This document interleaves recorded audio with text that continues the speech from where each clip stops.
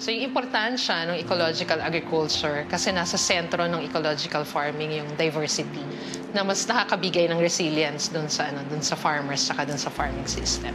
So kahit meron halimbawa dumating na tag-init or dumating na extreme na bagyo, meron ka pa ring mga crops o components ng farms na medyo makakatindig or hindi naman maapektuhan ng todo-todo.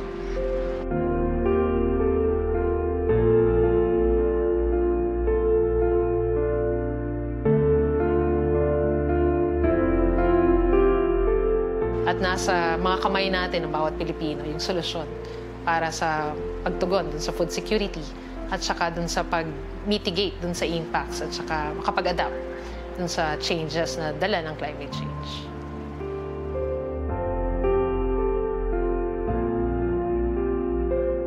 Kaya yung mga anak ko nga, sabi ko sa kanila, magtulong-tulong tayo.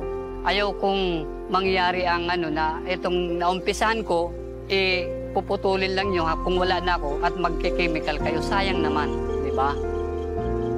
Mga nakakakita sa amin na minsan nagtatawa, pero nung makita na maganda na ang bulas ng mga tinanim, hindi na sila umiimik.